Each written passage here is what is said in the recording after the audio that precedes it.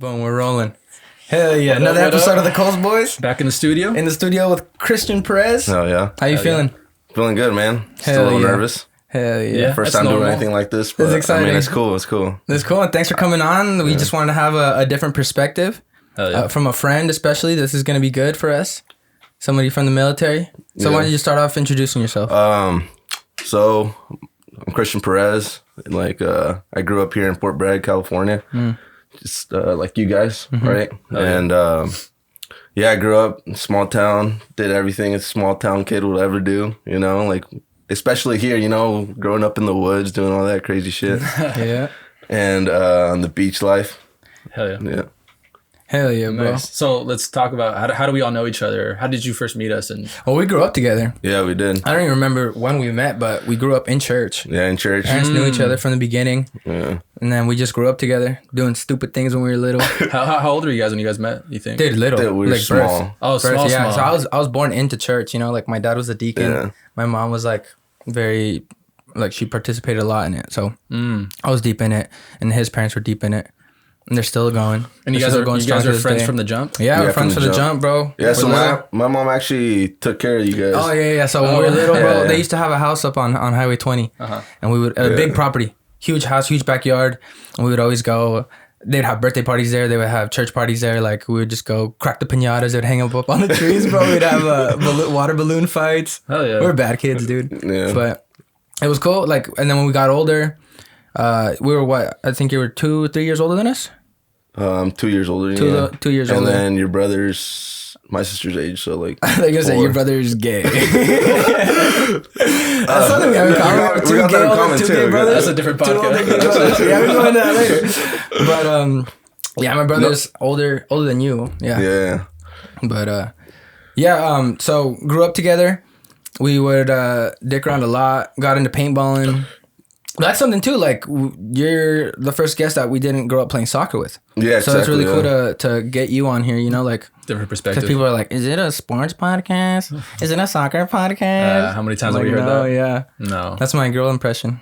Izzy, oh my god, shut up! But you're yeah, so like dumb. I grew up just watching all you guys play soccer and stuff, but it's never my thing. What did you play growing up? Well, I tried playing football and did a little whatever I could in that sport aspect, get some anger out. But Yeah. Did you enjoy it? I loved it.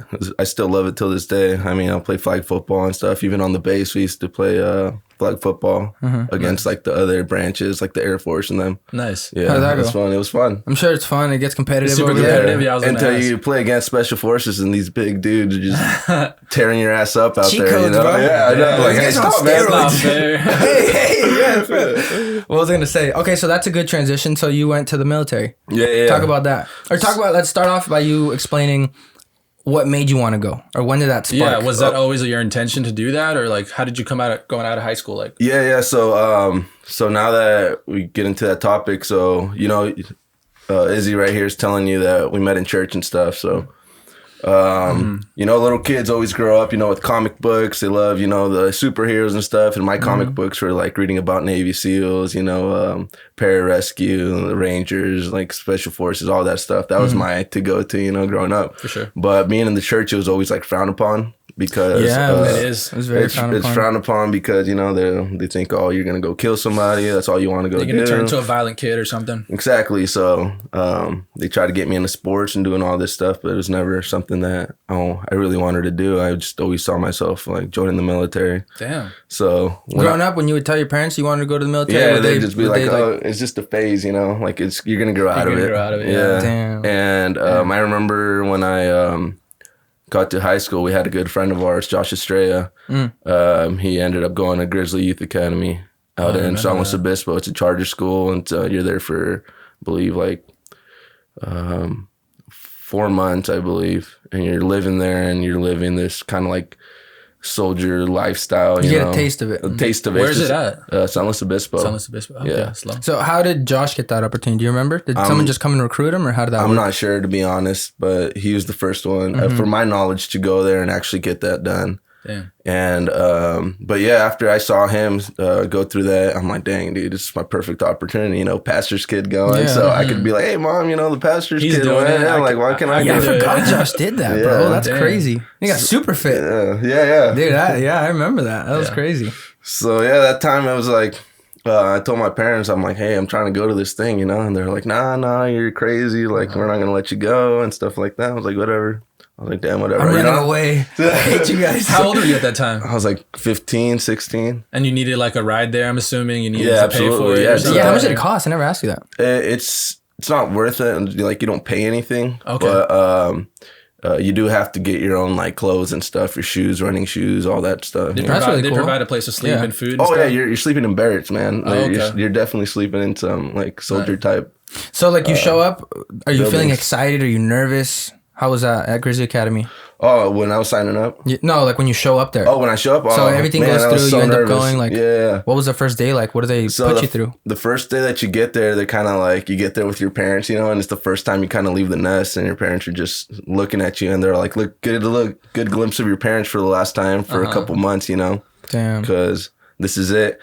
And then you like try to look back and they're like, nope, to the bus. And you're just like, okay, damn, so you roll up to the bus and they take you in. And that's when you kind of start getting a sense of separation for the first time. You're just like, dang, That was at 16? How was that? Yeah, I was at 16. Damn. Yeah, how was that separation? Was it hard for you? I think that I was just more excited than anything to actually be there. And, That's good. I help with that. It would mask the fear. Yeah, exactly. The So sadness. I was like, there's a bunch of badass kids there that just were there because the judge made them go there for like correction or whatever. So they were all pissed off. There's a bunch of pissed off kids getting in fights every day. So kids were getting kicked out like left and right. And I'm just sitting there in between all this and trying to be the best I could be, Damn. But I mean, it was exciting. And once I actually went through it, I was the PG. I was like the platoon guide, took care, had wake the guys up, put them to sleep, like everything. I got to do all that. And more responsibility. That's when I actually found out, this is the type of lifestyle I want to do,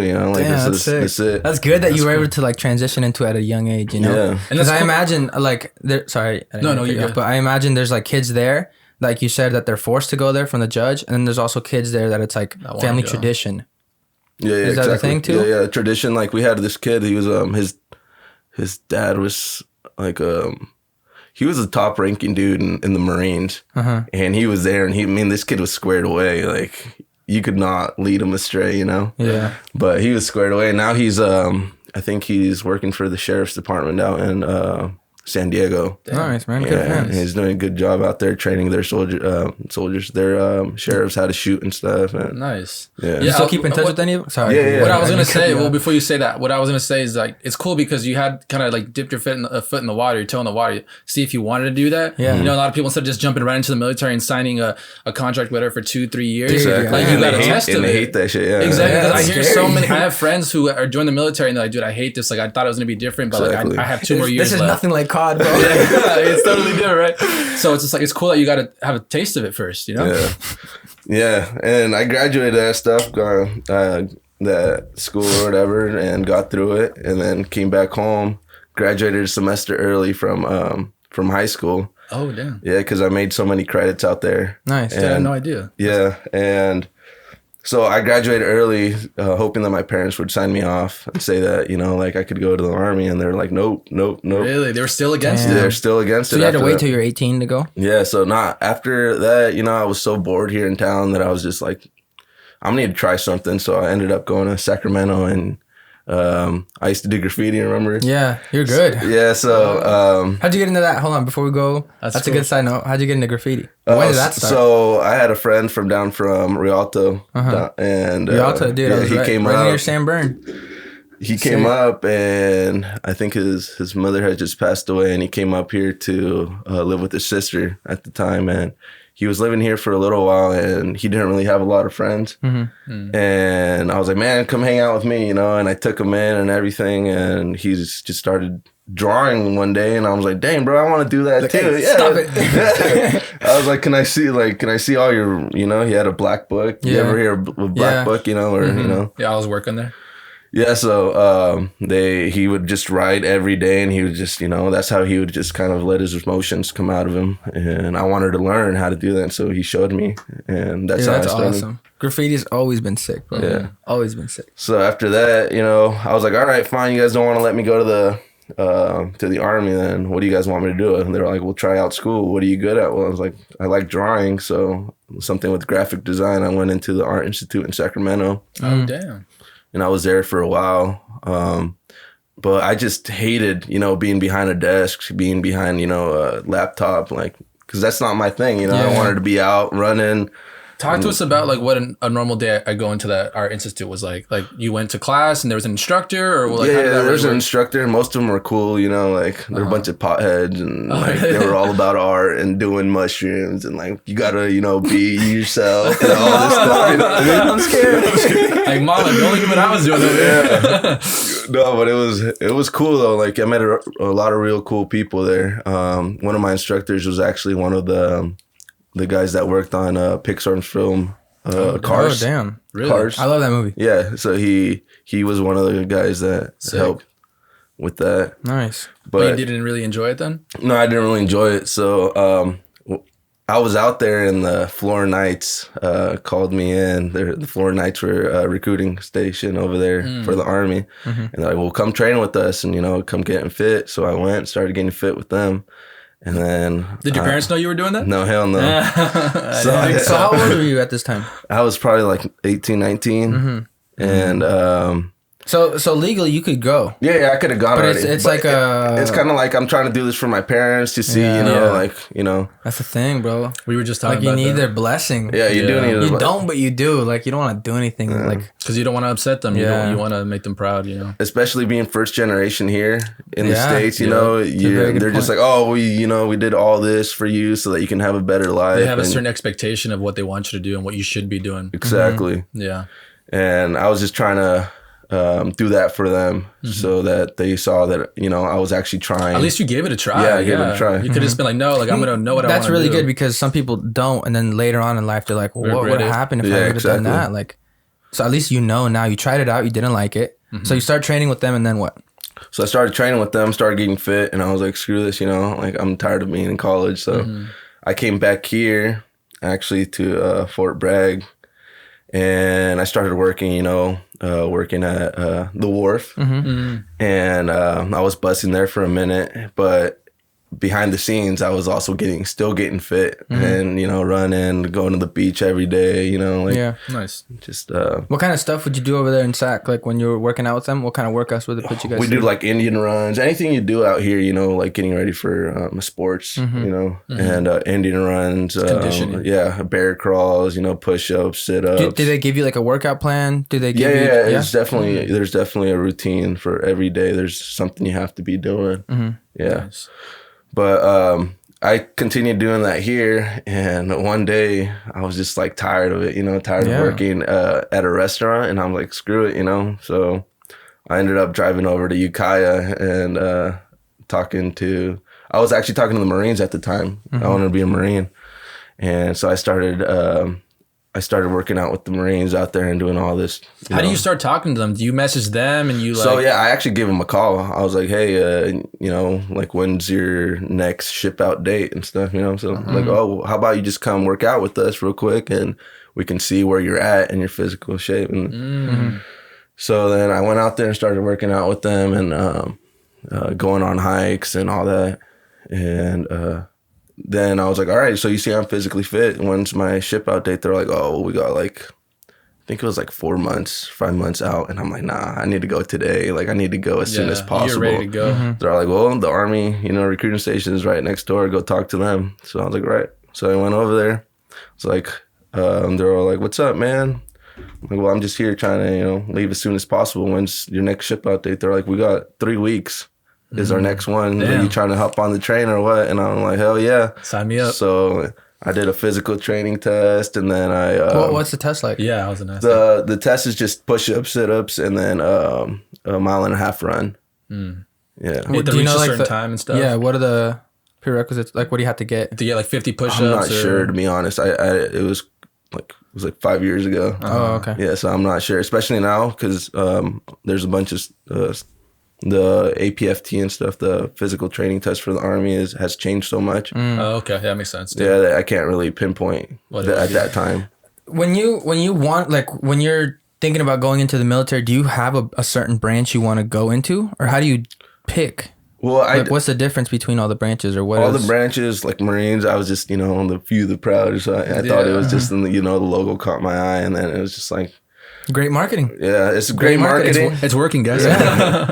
It was great marketing, and but then I had a lot of friends that were trying to go into the Marines as well. There's Johnny Tamayo, there's Gage Morgan, there's Ryan. Okay. All of them, and I was like, well, I want to join my friends. I want to end up with where they're at, and but at that time I was just like, I just needed to get away, and I needed to be in the military as soon as possible. Right. So they were like 3 weeks away. What do you want? What do you want? I was like, I want something badass. I want to. Do you guys got airborne? Like airborne is a thing. We jump out of planes, be a paratrooper. He's like, well, there's a contract right here. You get a $25,000 bonus for 4 years, 30 weeks. Damn. And it has airborne. You have to be airborne to be this job. And I'm like, well, sign me up. I'm down. Dude. So I got that signed, and while my parents, like, they thought that I was at work at the time. I was going to say, right on the day you sign, and then you tell your parents, so I just signed this contract that says I'm leaving. I came back and... gave your mama a heart attack, bro. I can imagine. Oh, my God. That's ballsy. It is ballsy, dude. But when you want to do something, you got to give it your all, you have only one life, and... Hell yeah. It's better to do it now than later, Absolutely, bro. Man was made. And I came back home and I was like, Mom, I signed this contract. I'm shipping out in 3 weeks. Well, first I had to go to MEPS and do all that, which is kind of where you do all your paperwork, your documentation, your physical, and make sure that you're good to go. Nice. And that happened, man. My parents did not speak for me for a while. They did not want to talk to me. Yeah. Like, while you were still in Fort Bragg? Or I was still here in Fort Bragg at the time. And so you were waiting those 3 weeks, right? Yeah. So I went to MEPS and everything, and it came time where I needed to swear in, and my parents I was like, dang, my parents aren't going to come see me swearing, And to my surprise, they actually showed up and they saw me swear in. Yeah, dude. I feel like at the end of the day, regardless of what your parents want for you, they're going to support you. Absolutely, yeah. Absolutely. That's what it's all about. So I thought that was awesome. That gave me so much more motivation to go through with what I wanted to do. To have their support. Yeah. Yeah. But that happened, and 3 weeks later, I was shipping off, and I went. Where'd you go to? I ended up in Fort Jackson, South Carolina. And that's where I did my basic training. And then after that... Question. Yeah. So when you go into basic training, the real thing, legit, was Grizzly Academy anything like it? Did it prep you for it? Did you have an idea? Or was it like this soft version of it? If you want to join the military, go to Grizzly Academy, because I don't know what it is actually now, but at that time, they were freaking hard as hell with us. Every other day we were running 5 miles plus, Oof. And you're 16 years old, and they were just trying to get all that energy out of you. Yeah. Because we're all pissed off. We're all, like, so much testosterone in the room. Sexually frustrated. So when you showed up, you're like, oh, this is a cakewalk, or this is similar? For me, it was like I was ready for this, So nice. That's awesome. You weren't nervous at all? You weren't? Yeah. Obviously, you're nervous, but it's like I said, the excitement kind of just takes a hold of you, and it kind of babies you through it because you're just like, I'm really doing this. This is exactly what I wanted to do. I see myself doing, and I read books on all this, and I'm finally here. So yeah, it wasn't even scary at that point. It was just more like, let's get this done. It wasn't scary going out of state and just like moving literally across the... Not really, honestly. Now that I think of it, it was kind of like I was so excited, and I was hella excited. That's awesome, dude. Okay, so you show up, do basic training. Yeah, and then I had to go to airborne school. And how long is basic training? Basic training is 22 weeks. 22 weeks? It's a long ass time. Yeah. What do you learn? Everything. Everything. Shooting. Are you a good shooter? I'm all right. You can quick scope someone out the plane. I 360 scope basis. 22 weeks, okay, and then you do the airborne. Did airborne, learn how to jump out of planes. That's crazy, bro. Yeah. I could not do that. I don't even like flying. Yeah. Jumping out of a perfectly good plane. Yeah. How do they even prep you for that? I mean, they just kind of, you start off a platform, you're jumping off a platform and making sure you know how to distribute your weight from your legs all the way to, your back and all that. And is it very technical? It's very technical, yeah, because you're coming down. These parachutes are made to come down a lot faster than a normal parachute, and you're jumping from, I think it's 1,600 feet. It's not a lot of time. So you're coming down fast. They're combat jumps. You don't want to be up in the air for too long. Yeah, they'll shoot you down. So I mean, you come down like bullets, man. You do come down hard. They say it's equivalent of jumping off a 2-story building. Jeez, dude, that is so scary. And it's like seconds, right? You just got to be so fast. You don't even think about it though. Like they prep you so well from that time. They kind of they start taking out the people, that are that you find out. There's a lot of people that don't know that they're afraid of heights until they get there. Yeah. Were you a natural, or did you find it difficult at first? It's not that it's a natural. It's kind of just instinct at that time. You either do it or you don't. They just take over. Like, does anyone mess up? Man. So did anybody die? I have this best friend named Johnny. So I think the year prior to that, a female actually got decapitated. Yeah, she had her static line on the wrong side of her head, and it took her head off. Oh my god! And I just heard that maybe like a month ago, a Marine had just died as well out there. I don't know how he passed away or anything, but he definitely jumped. He died jumping. From jumping. Yeah, on airborne school, and that was like a month ago. Yeah, I mean, you can't help, like, you expect that to be a thing. Like, someone's gonna eventually mess up. So yeah. But there's people out there. It came to jump day, and we started jumping out, and the guy in front of me just he stopped, and they're like, "Come on, like go, like go." Like, he's like, "All right, you're a jump refusal." They grabbed him to put him down, and they kicked him out of the school. But this man was crying. He was like hella red, crying. No. I never seen he was like at least in his 30s, and this grown man was crying. There was like men. Oh yeah. Oh damn, I didn't know that. Yeah. For some reason, I just thought they were all like out of high school. No. Or like younger people. They're all ages, or wide range of people. Oh yeah. Is there an age restriction? 35 is the cutoff. Really? Yeah. That's crazy. Yeah. Poor guy. When something like that happens, do you go and comfort him, or you're just like, "Get the fuck out?" You gotta get this bread and then leave. Man up. Yeah, man up, dude. Jump or I'm gonna push you. That's what I would say. So you were in that. How long did that last? That's 3 weeks. That's at school. Ended up going to Fort Lee, Virginia. That's where I did my advanced individual training, and that's where they show you how to do your job. And what was your job? So I was a rigger. So we would rig up Humvee, anything from Humvees, tanks, cannons, ammunition on platforms, and throw them off planes, parachutes. So do you get to choose what you want to do, or is it just like you're placed in? Oh no, yeah, you got to from the beginning. That's why he said my recruiter said this. You have to do airborne in order to have this contract. Oh, okay. So it was that rigger contract. Yeah. Oh, okay. So that's what I took, and yeah, that's how I ended up there. I ended up getting stationed in Fort Bragg, North Carolina. Fort Bragg, North Carolina. That's so funny because every time I say I'm from Fort Bragg, first of all, they don't know where it is. I'm like, is that a military base? I'm like, no, that's the other Fort Bragg. Yeah, exactly. They're like, oh wait, yeah, we live on the coast. Like, oh, so like by Oregon, and they're like, no. Yeah, I'm like, I didn't know it was a stupid question, day. But okay, so you're a rigger. Yeah. How did that go? I mean, it was great. I liked it. It's definitely it's definitely one of the worst jobs in the military. Really? Because it's just so stressful. You have so much to, you have so much accountability. You have to make sure everything's proper. Yeah. What's a day in the life of a rigger? Like walk us through a day. Okay, in the military, you get up. Well, I usually get up at 5:15, get ready for PT, physical training, and you have first formation at 6:15, and you're out there, and you work out till 8, and then they give you an hour to go shit, shower, and shave, and be at your job at 9. So you're at your job from 9 to anywhere from 9 to whenever the hell they let you go home, honestly. Dang. Yeah, and but you get to your job, you do another accountability, and and make sure that all the soldiers are there and whatever. And then you do your job, get lunch, 12, and then work till they tell you to go home or whatever. But yeah, that's basically, it's 9 to 5 job.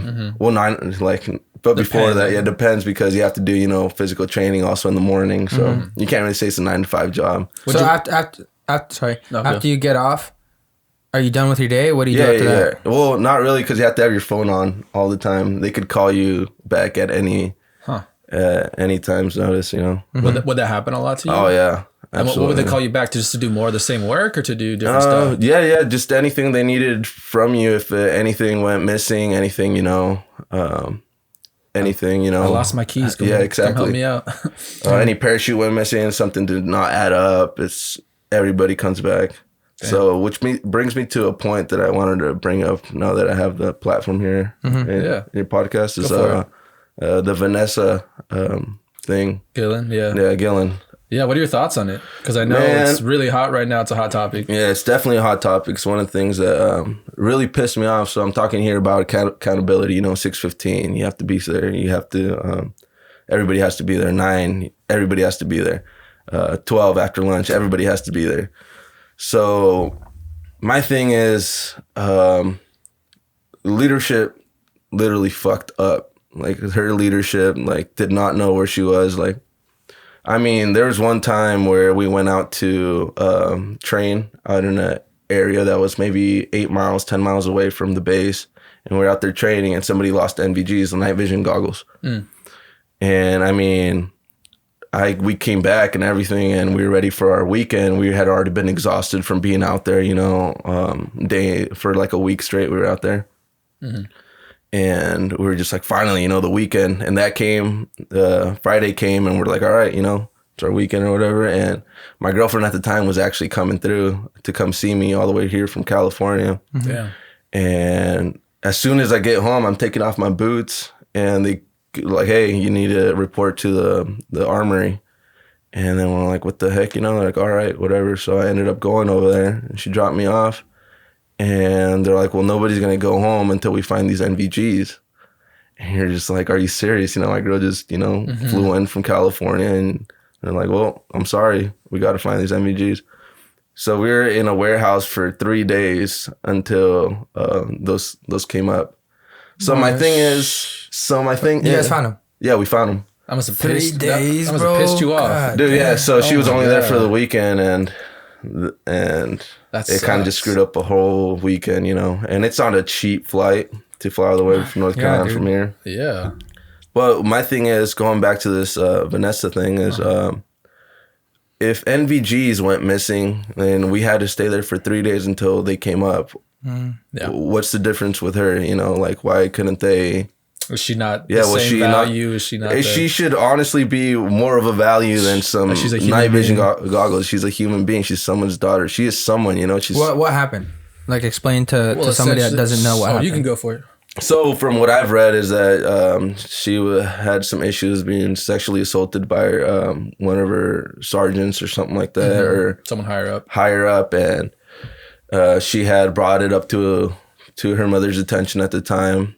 And after she got back to base, she went missing after they went to some training activity or something. I don't know. There's something going on where you're supposed to have accountability for, you know, and she did not show up after that. And they just recently found out that they actually killed her in the armory, and then they buried her body like not too far away. They cut up her body and stuff. They cut her body off. I'm like, in the armory, there's always someone there. There has to be someone at the armory all the time, you know? Yeah. Like, where the hell? And plus, where was her leadership at the time? Where was her, you know, it comes with your squad leader that literally needs to know every second, every minute of where you're at. And then it comes to your platoon sergeant who's saying, hey, I need the accountability for, you know, and then it goes to the first sergeant that, you know, is also, he takes care of the whole platoon, all the platoons, and then, you know, the captain as well. You guys all have to have accountability of every soldier that you have. Where was she at? Like, the second that, you know, that she went missing, like, so what happened? There was multiple people who failed there and who just absolutely did not. Yeah. There's not just one. There's not, you know, not just one person. You can't just pinpoint one person because there's multiple people that that definitely had something to do with it. Had something to do with it. They don't know who it was yet. Why they found out a couple people. Yeah, like they found a person who like cut her up or whatever. Is there no like cameras there in the armory? We didn't have one in ours, I don't believe. But I mean, the whole base has cameras, though. You know what I mean? Yeah. Mm-hmm. So. And somebody should have said something when he's like, she didn't report. Exactly. Somebody should have said something. I mean, there was one time I was honestly like, I think I was half an hour late because I slept in. Uh-huh. And my sergeant literally damn near kicked down my door of my house, like looking for me. He's like, "Where the hell are you at? Why are you in formation?" Everything. Damn. Like, where were the people that are supposed to kick down her door? You know what I mean? Like, I think that's why there's so much outrage. I think that's why people are pissed off because like really there should have been so many people who would have saved her, who could have helped her out and reached out and maybe helped prevent this, but they failed her, man. Yeah, definitely did. It's so sad. And yeah, it's just especially in the Mexican community, because growing up, every Mexican parent, I don't want to say every, but most Mexican parents they're always like, don't join, you're gonna die. That's been my experience, yeah. And then she joins, and what happens? Her own people freaking kill her, and it's disgraceful. It's gonna make disgusting. More people think like, okay, like no, this happened to her. Like I'm not gonna send my daughter or my son or anything. Exactly. Yeah, it's a bad rap. Dang. What branch was she in? She's in the Army. She's in Fort Hood, Texas. That's disgusting. It is. Yeah.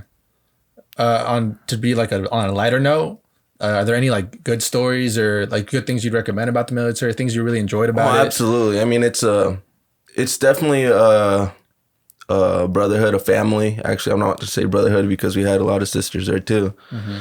But it's a place where, all these people leave their homes. It's like for a lot of them, it's the first time leaving the nest, and they don't have anybody else to rely on when you're there. You don't have your mommy or daddy or your sister, your brother, your friends. You don't have anybody that you really grew up with.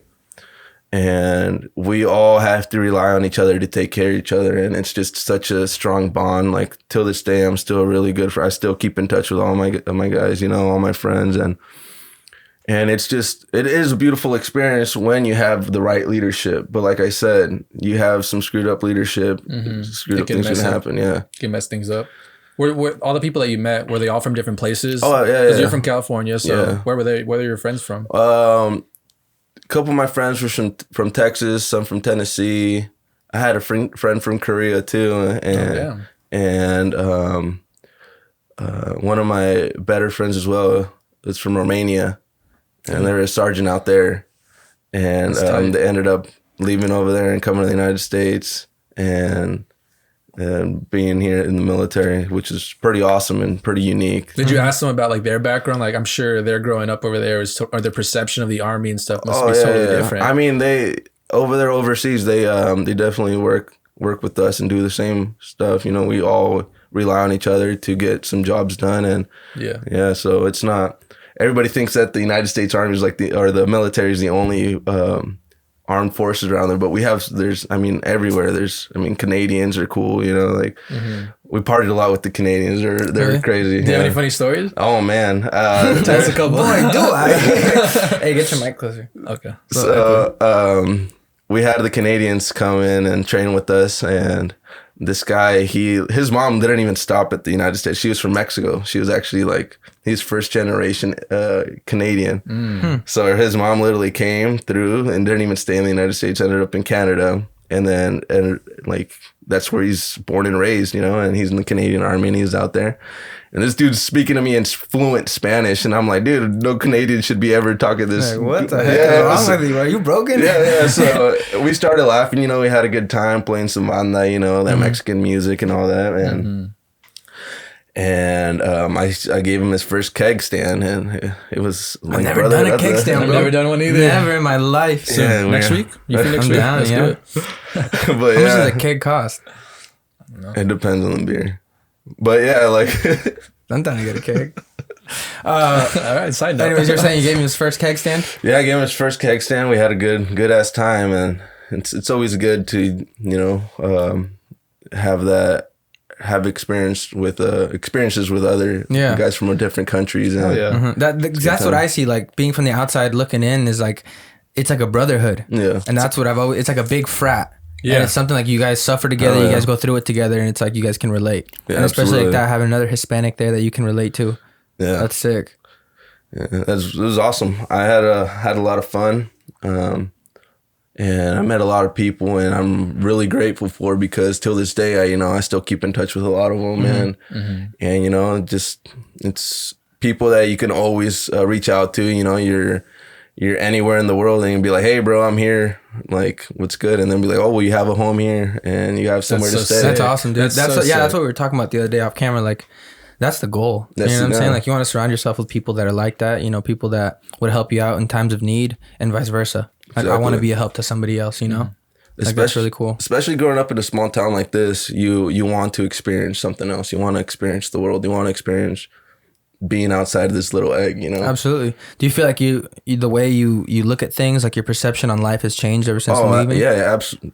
Because we live in a very sheltered environment, like so PC here. So not that that's bad, but like it's so like lovey-dovey. It's not like that everywhere else, Yeah, for me, it's just, I feel like everybody should experience it. Everybody should experience going out and meeting new people and meeting, getting out of your little comfort zone. Because when you do that, you just open up so many other doors for you that you never thought you had. Like, I never thought that I'd meet, people from other countries like that, and know that I have a home somewhere else.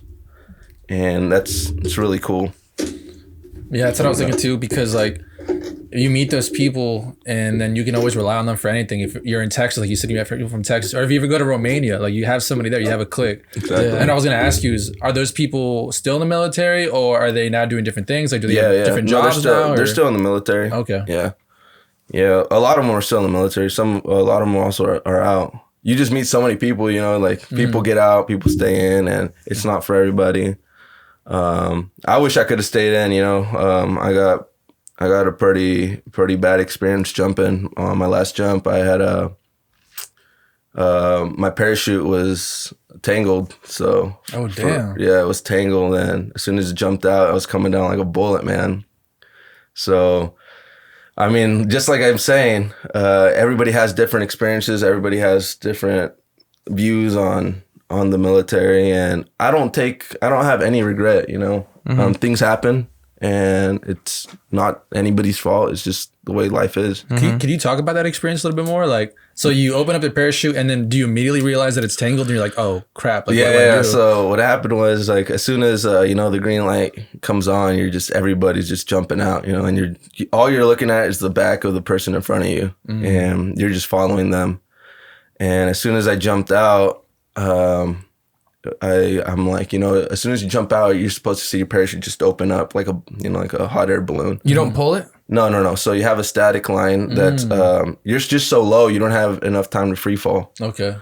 So as soon as you jump out, there's a line that's connected to your parachute, and it just pulls it for you with your body weight. It just does it automatically? Yeah. Oh. Do you guys pack your chutes? Or is it already done when you guys are So yeah, we have people that do that, every job. There's personnel chutes, and then there's cargo chutes, and I was on the side of cargo chutes with like the vehicles and all that, and like cannons, and I was in bigger platforms. There's way bigger parachutes, but there are soldiers that do.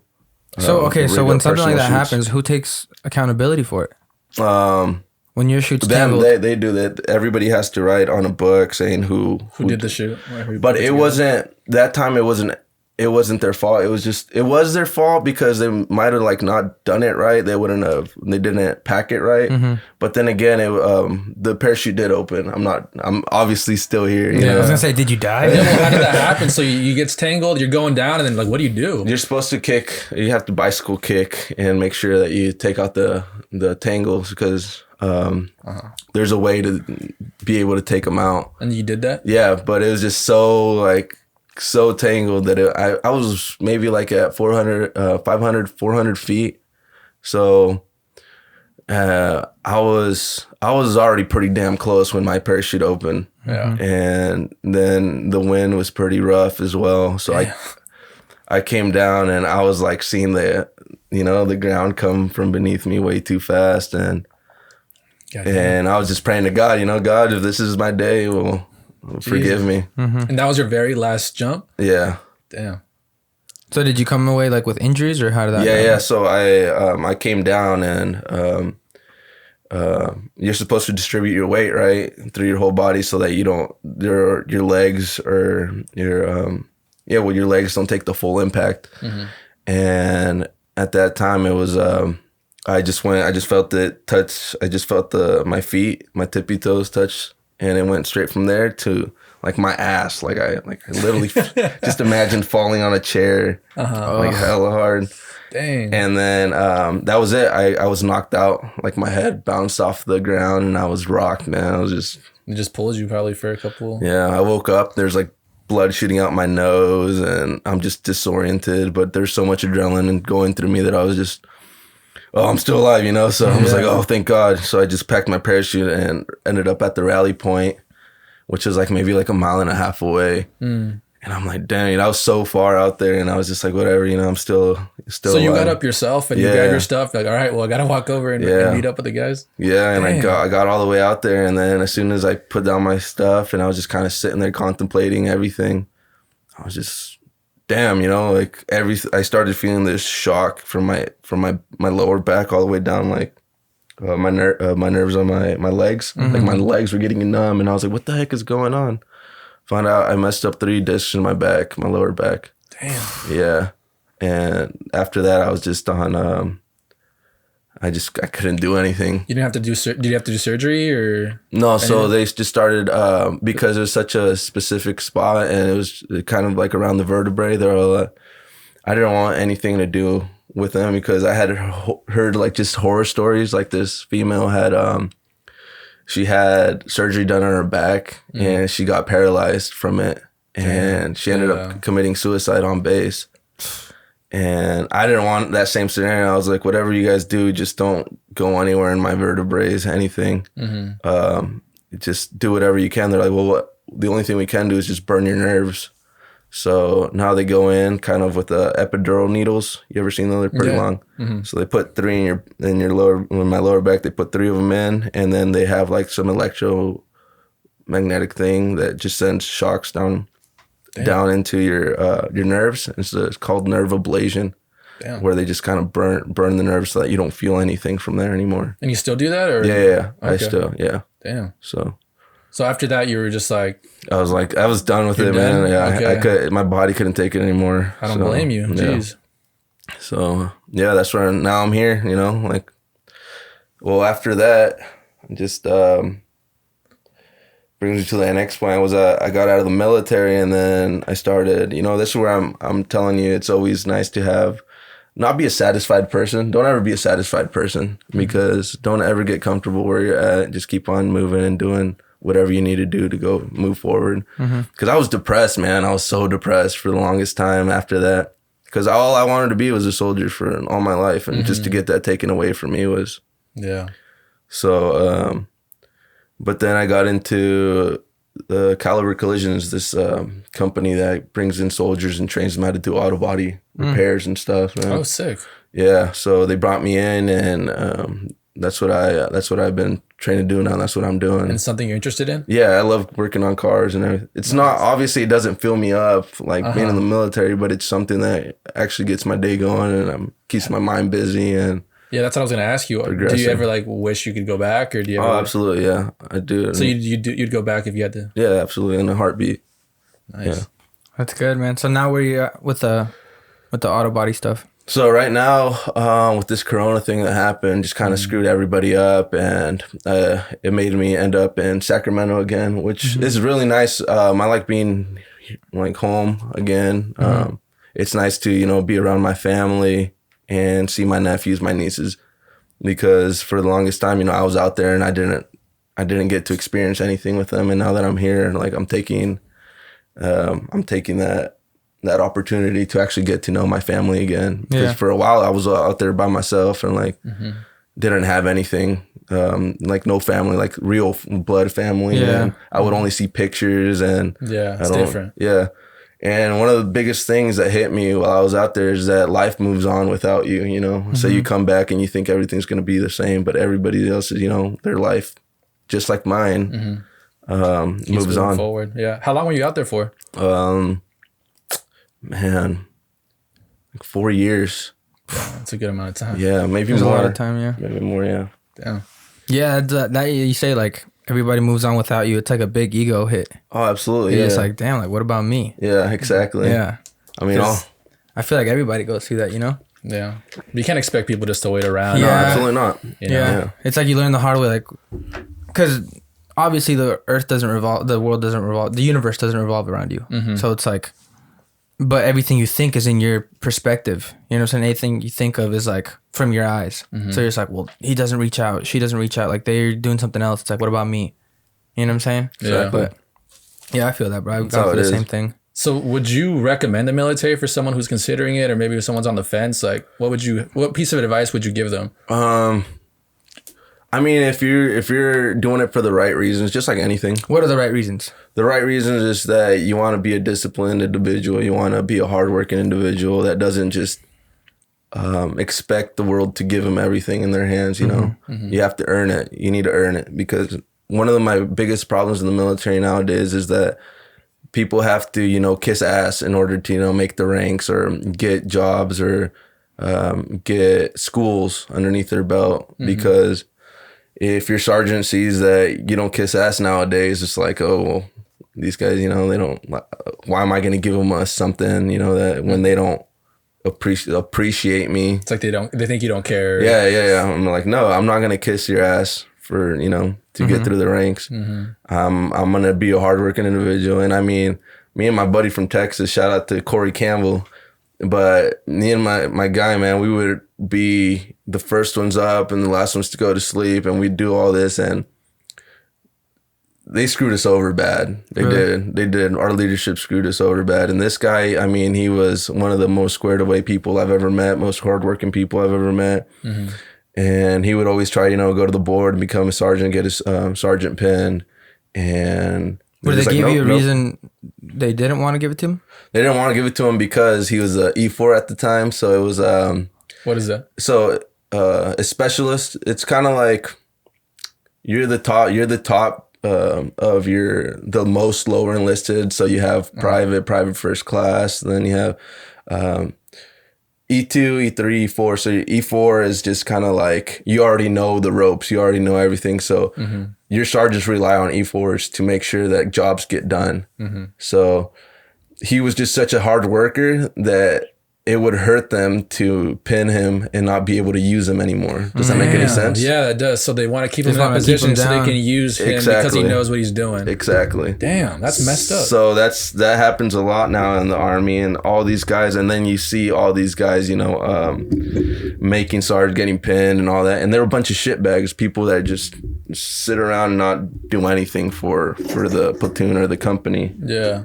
Damn. It's very unfortunate. Yeah. So what was his name? Corey Campbell? Corey Campbell. Shout out to Corey Campbell. Yeah, Corey Campbell, yeah. Yeah. Do you think the military made you more organized and more disciplined, or did you come into it already pretty organized and disciplined? Because the reason I say that, sorry, is that I hear a lot of people say like, oh, I'm going to put my kid in the military to straighten him up. Like, is that something you would recommend, or is like, what do you mean? Like, no, man. I mean, I feel like people are going to be who they want to be in every aspect of their life. You can't, I mean, you can, you know, cry, scream, and kick and do all you can to change somebody. But if they don't want to change, they're not going to change. And that's the problem with the military nowadays. It takes these guys in and kind of gives them their way so that they don't, you know, they don't talk shit, or they're just not a burden. Yeah. Right. You know what I mean? It's just like nowadays, kids, you give them an iPad, you give them a phone just to shut them up, you know?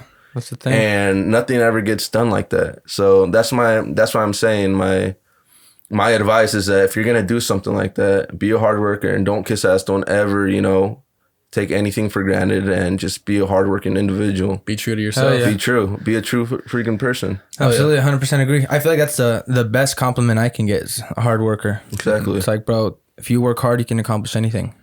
Exactly. You know? Absolutely. If you don't have that grind, nothing gets done. Yeah. But I totally agree. I feel like nowadays things are getting softer. everything, bro. Like people they're changing the fitness test to get easier. They're changing PE in schools to get easier. Just hold it from the bottom, bro. Like, we'll fix it later. All right, that's fine. But yeah, nowadays everyone's just soft. Yeah, and I'm seeing that. Everyone's thinking more just like, we got to think about their feelings. We have to think about like we don't want to. I get it. Like, trust me, I'm not one of those people just like totally on the other side. But like, still, I understand bro, it. You gotta go through that. It changes things so much. You gotta go through that trauma. Man. You gotta go through that grind. Like to. Yeah, I'm a believer in that. I think through like hard work and through all that, like hard times, you learn a lot. You learn a lot about yourself. You learn a lot about others, and it's very beneficial over time. Like, I had a hard childhood growing up with my dad, and he was a hard ass on me, but I appreciate that now. Yeah, exactly. I look back on that and I'm like, okay, he was just trying to do what's best for me. He was trying to show me, he was trying to discipline me. And that's why I am the way I am now. That's why you're a savage. Hell yeah. What was I going to say? When you have kids, if you're ever fortunate enough to have kids, would you want to put them through the same experience, or what do you want for them? I mean, I'll make sure that they, that they know what they're getting into, and also let them know, hey, you want to do this, you're going to have to put your all into it, and we're not going to give you handouts. There's no handouts in life. And life does not, like, one of the things right now is everybody expects something from the world. The world does not owe you anything. It does not owe you anything. Life doesn't owe you anything. And you just got to work hard. You got to be, and if my kids want to join the military, they want to do it, I'm going to support them 100%. But just, I'm going to make sure that they know what the hell they're trying to get into. Yeah. And make sure that their motives are right. They're the right motives, and not just because, it looks cool, Because we had some guys out there, man, that, they just joined because it was cool or whatever. They want the clout. They want the... In basic, man, we had it's a three. Make sure you're talking right into it. Oh, my bad. So in basic, there's this dude that, he was this big old dude. And we were in like maybe a week, and we had a 3-story building. And in between there's a stairwell, and that's how we had to come down to get to PT. Well, this guy was like, dude, I've had it. I'm tired of this. And he ended up jumping from the third story. What? So he could get out. Yeah. His limbs were all broken and stuff. And I'm sitting there like, what the hell just happened? Did you know he was going to do it beforehand, or did you just like, what? He's like, I'm going to jump. Christian's like, you don't got the balls. Like, you won't do it. You won't flip. You coward. You gutless weenie. You're all talking. Holy smokes. Is he okay? Yeah, he's fine. But he'll never gain my respect after that. Oh my gosh. Hey, we don't fuck with you anymore. You out of the club. Damn, bro. That's crazy. That was his way of thinking. Like, this is my way out. This is my only way out. Bro. Yeah, that is desperation. Yeah. Like, I need to get the hell out of here now. So what is it? Like, you signed, you're not allowed to get out? You're not allowed to go? You have to go through a process, man, or else it's either you go through it or you go to jail. They'll put you in jail. Do you know what like a typical contract would be? Because I've heard there's like anywhere it ranges like between 2 years and 5 years. I think it's 3 years is the minimum. Is the minimum? Okay. Yeah. Yeah. What's the max? The max is 6 years, I believe. 6 years? Yeah. Damn. So you overall, see people, sorry. No, go. No, yeah, you go. I was to say, do you see most people go in with a 3-year contract, like just because they're and then they'll just extend it later on. Yeah, they'll just they'll re-up. Yeah, for sure. But so, what are your plans going forward now? Like, what do you have? Man, just trying to shoot for the moon. I'm just trying to. Now that I have a perspective on being across the country and living elsewhere and meeting new people, I want to continue doing that. I want to continue, my brother calls me a gypsy, because I'm not satisfied and just sit in one space all the time. I need to be somewhere else. I need to experience new things, and I don't know if I'll ever settle down, honestly, but that's the goal in life for everybody, I guess. But for right now, I'm just trying to, get more licenses under my belt, learn more stuff and certificates, and just kind of learn a little bit of everything, and keep on moving different places and experiencing new things. That's my goal. I don't have like a set goal of I want to end up here. Well, I do have where I want to end up. I want to ranch and have horses and all that. Yeah. That's like my complete goal, but do I see myself settling down in something like that? Like right now, like no. I I still have so much more to experience and see, you know. Yeah, absolutely. Like a ranch would be sick. That'd be dope. Just to have all somewhere in Texas, fields, bro. Yeah. Somewhere cheaper because land is super cheap over Texas. there. Yeah. Isn't that where you're going? Yeah, that's my next stop. This is my next stop. It's Texas. What part of Texas? Houston, Texas? Yeah. Like, is it a rural area or urban? Honestly, I've only been there once, and from what I saw, it's like a rural. Yeah, for at least for the outskirts and all that. Right. Yeah. That's good, man. That's exciting. Yeah. Texas. I've never been to Texas. I want to go to Texas. Yeah, it's a good Dallas Cowboys. I know he's not saying all that. Christian and Eagles we here at the Coast Boys do not endorse that. We do not endorse that. Hernandez does. No. But, yeah, Texas, dude. That's sick. That's the next pit stop for me. Hell yeah. You excited about that? Mm-hmm. What are you gonna be doing Absolutely. out there? I'm trying to work on cars out there as well. My Corey Campbell, shout out to Corey Campbell. That's the man. Hey. His father-in-law is he's the president of one of the huge truck club down there, and he has a bunch of custom shops out there, and I want to experience that too. You know, I want to see the custom side and the car club and all that. That's sick, side of life, which seems fun to me. Hell yeah. Izzy, we'll get a company car and we'll go down and get it customized. Hey, dude, say less, bro. We got connections in Texas now. Go. Shout out to Corey Campbell, my boy. Yeah. 6'6". Yeah, I'd be down. You want to get a truck like that? Would you be down to own a truck like that? Oh, hell yeah, man. Yeah, absolutely. That's sick. I don't know what I want for my first car. When I grow up, I don't know what I want. When you grow up? If I ever grow up, I'll probably get a Tesla. Pimp it out, lower it with airbags. Yeah. They're actually hella fast, bro. That's what I hear. Really? I haven't been in one yet. Yeah, they're little sneakers. Nice. But yeah. So overall, would you recommend the military to people? Yeah, I would. I would definitely. I would recommend it because it does show you, you know, discipline. You have to abide by the rules. You have to abide by a lot of things that. Being a civilian, you don't really have to do, and I feel that's why there's so much violence and there's so much, you know, so many people going to jail is because they don't really have any structure. They don't really have any order of doing things, and I feel like in the military you're kind of forced to have some discipline. You have to, yeah. So, yeah, in that aspect, yeah, I feel like honestly, just like Israel, I feel like everybody should have some time in the military. You think everyone should do like a mandatory 2 years or something? Yeah, absolutely. Yeah, military service. I think that a lot more people would be a lot more squared away. I thought about that too. I'm like, what would I be like if I joined the military? Because I've met a lot of ex-gang members and all that. They're just like, man, I wish I could have done the military and this and that. And they can't anymore because now they're like felons or. For one reason or another, they're not able to join anymore. Yeah. But now they kind of wish that they had that discipline because there's a lot of people that grow up without a father figure or a foster home or like in a foster home and they never really had any guidelines or anybody to teach them, you know, the way of how to be either a man or a woman or whatever. You know, just give them. They didn't grow up with that, and I feel like if everybody went through some type of teaching of how to be disciplined and kind of somebody to set a guideline for them, like there'd be a lot more people that help them out a lot. Yeah, there'd be a lot more squared away. That's a great point. Nice. Well, dude, this is a great episode. This is sick, bro. Yeah, we're happy to have you on, dude. That's a great perspective, dude. Awesome. I'm happy to see you before you leave. You leaving to Mex soon? Yeah, tomorrow. Tomorrow I'll be driving all the way down there. What's the plan? What are you guys going for? I'm helping my parents move down there. They just bought a house. No, they just built the house out there in Sonora, and nice. And they're just moving all their stuff out there. And really? And they're gonna come back to Fort Bragg after that? No, they're living there now. So I'm basically taking their last trip out there and making sure that they get all that taken care of. That's awesome. Nice. Yeah. You're a great son. Well, dude, we'll end it on that, man. Yeah.